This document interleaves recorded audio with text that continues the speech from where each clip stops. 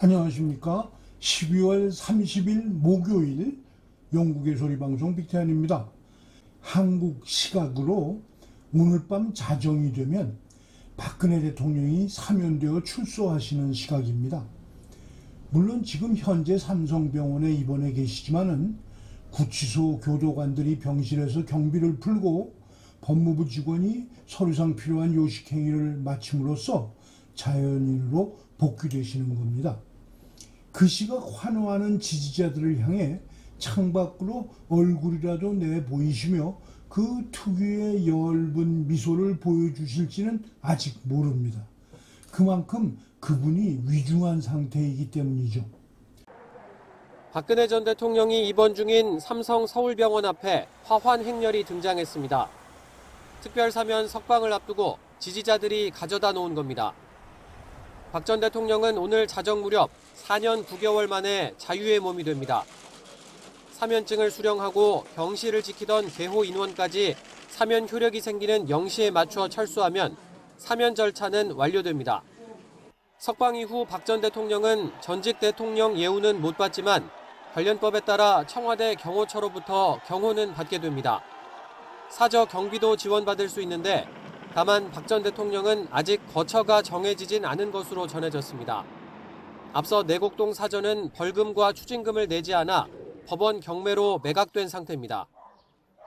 이번 사면으로 남은 징역 17년 3개월과 벌금 150억 원을 면제받은 박 전 대통령은 사면 발표 당일 조만간 직접 감사 인사를 전하겠다는 입장을 밝히기도 했습니다. 신병 치료에 전념해서 빠른 시일 내에 국민 여러분께 직접 감사 인사를 드릴 수 있도록 하겠습니다. 아마도 박 대통령은 이런 시각이 올 것이라고 처음부터 생각하고 계셨을 터지만 시간이 너무 길어진 것이 사실입니다. 문재인과 주사파 정권이 어떤 의미에선 정치적으로도 시기를 놓쳤다고 말할 수 있습니다. 자신들이 추구하던 정치적 목적이었던 정권 탈취만 이루어지면 그럴듯한 이유를 찾아 석방했더라면 훨씬 큰 효과를 얻을 수도 있었을 거라는 생각입니다.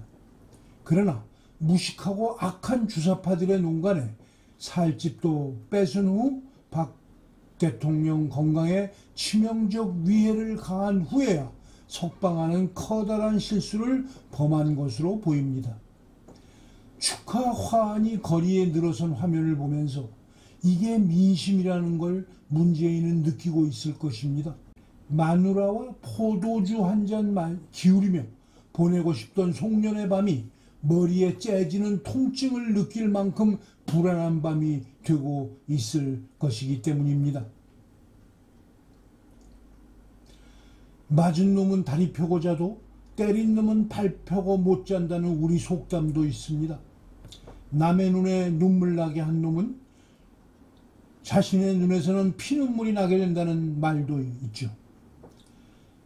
자신의 은퇴 후 안전을 위해 여야 어느 놈이 뽑혀도 자신의 방패가 될 두 녀석만을 골라 세워놓고 국민들에게 찬반 투표를 강요하는 행태는 민심은 천심이고 그 천심은 민심을 따라 흐른다는 성인의 말을 너무 가볍게 들은 결과가 아닌가 생각해 봅니다. 오늘 뉴스를 시작하겠습니다. 첫 소식은 오미크론 확산, 이게 뭔 일인데요가 제목입니다. 오미크론이 유럽 대륙에서 급증함에 따라 프랑스가 일일 신규 확진자가 가장 많다고 보고했습니다. 프랑스는 수요일에 20만 8천 건의 사례를 보고했는데 이는 화요일에 설정된 하루 18만 건을 이전 기록에서 증가한 것입니다. 올리비에 베랑 국가보건장관은 새로운 수치는 프랑스에서 1초에 2명이 양성 판정을 받는 것과 같다고 말했습니다. 프랑스는 인구의 77%에게 예방접종을 실시했으며 추가 접종을 서두르고 있지만 65세 이상 100만 명 이상을 포함하여 400만 명 이상의 성인이 예방접종을 받지 않고 있습니다. 베랑 장관은 파리 공립병원에서 중환자실에 있는 사람의 70%가 백신 접종을 받지 않았다고 말했습니다. 그는 아직 공격을 받지 않은 사람들에게 이번에 당신이 탈출할 수 있는 기회는 거의 없습니다. 바이러스가 너무 빨리 퍼지고 있다고 말하며 접종을 격려하고 있습니다. 프랑스 정부는 발병을 통제하기 위해 다음 달부터 재택근무가 가능한 사람들에게 주 3일 이상 근무하도록 제한하는 조치가 발표되었습니다. 그러나 프랑스만이 급증하는 감염률을 억제하기 위해 고군분투하고 있는 것은 아닙니다. 어제 기준으로 이탈리아의 사례는 7만 8천 건을 넘어섰고 포르투갈도 17,172건의 새로운 사례를 기록했습니다. 사례가 기록적인 최고치에 도달한 곳은 유럽만이 아닙니다. 세계보건기구에 따르면 지난주 전 세계 코로나19 확진자 수는 전주 대비 11% 증가했으며 미주 지역이 가장 많이 증가했다고 세계보건기구가 밝혔습니다. UN 보건기구는 주간 역학보고에서 12월 20일부터 26일까지 전 세계에 거의 499만 건의 신규 사례가 보고됐다고 밝혔습니다. 유럽은 284만 명으로 전체의 절반 이상을 차지했지만 전주 대비 3% 증가에 그쳤습니다. 호주에서는 수요일에 거의 18,300명으로 급증하여 이전 전염병 최고치인 화요일에 도달한 약 11,300명을 넘어섰습니다. 미국에서는 일일 평균 코로나19 확진자 수도 지난 7일 동안 최고치를 경신했습니다. 연구에 따르면 오미크론 변종은 이전 변종보다 덜 치명적이며 병원 치료가 필요한 사람들이 소수입니다. 그러나 수많은 사람들이 양성 판정을 받았다는 것은 곧 병원이 한계에 도달할 수도 있음을 의미하여 근로자의 격리 또는 병가로 인해 사업체 운영에 어려움을 겪을 수 있다는 것을 의미하기도 합니다. 두 번째 소식입니다.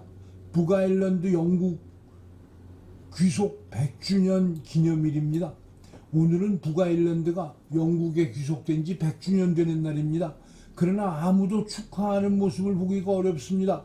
노동조합원과 왕정 지지파는 축하하기를 원하지만 민족주의자와 공화주의자는 축하하지 않았습니다. 엄격히 말하면 주로 코로나 바이러스 전염병으로 인해 공개 축하 행사가 거의 계획된 것이 없습니다. 여왕의 방문도 없었습니다. 아마의에서 열리는 100주년 교회 예배에 참석하는 것을 포함하여 10월에 예정되었던 이틀간의 방문은 막판에 취소되었습니다. 그녀가 힐즈보로우 캐슬에 도착하게 되어 있던 날 병원으로 이송되었기 때문이었습니다. 계획은 2021년에 군주와 왕위 계승자인 찰스 왕세자, 2대 윌리엄 왕세손이 모두 북아일랜드를 방문한다는 것이었습니다. 두 왕자는 아내와 함께 방문했습니다. 케임브리지 공작과 공작 부인, 공작 부부는 런던 대리의 얼스터 대학교 매직 캠퍼스를 방문했었습니다. 찰스 왕세자는 벨파스트 시청으로 가서 중조부 조지 5세의 발자취를 따라갔습니다. 100년 전 왕은 시청에서 북아일랜드에 새로 창설된 의회를 공식적으로 열었었습니다. 1921년 기자들에게는 지루한 순간이 없었습니다. 북아일랜드의 건국 분단의 시작, 왕의 방문뿐만 아니라 독립전쟁의 휴전이 왔기 때문이었습니다. 조약의 조건을 설명하는 문서에 영국과 아일랜드 대표들이 서명하였습니다. 그것은 연말에 앵글로 아일랜드 조약이 체결되어 아일랜드 공화국이 탄생하는 기초가 되었습니다. 100주년을 맞은 앵글로 아일랜드 조약 체결, 아일랜드 평화협정으로 이어진 런던 회담 한 해 동안 불가피하게 100주년과 관련된 정치적 논쟁이 있었습니다. 스토몬트에서 노동조합원들은 특별한 비석을 세워 100주년을 기념하려고 시도했지만 신페인은 합의하지 않았습니다. 결과적으로 공동 이벤트는 없었습니다. 브렉시트와 북아일랜드 의정서에 대한 현재의 긴장의 요인이었을 수도 있고 아마도 전염병이나 일기 충돌 때문이었을 수도 있습니다.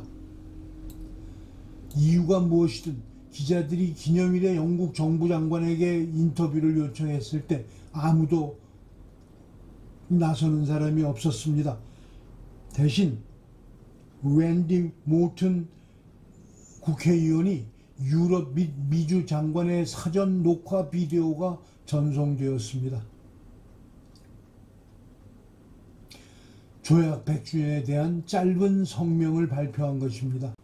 종교가 다른 사람들에 의해 만들어진 국경이 100년을 지나며 공화정과 왕정의 우위 대결장이 되어 가면서 마치 이민족 국가로 굳어가는 것 같은 모습을 볼 수 있습니다. 오늘 방송을 마치겠습니다. 시청해 주셔서 감사합니다. 내일 또 뵙겠습니다.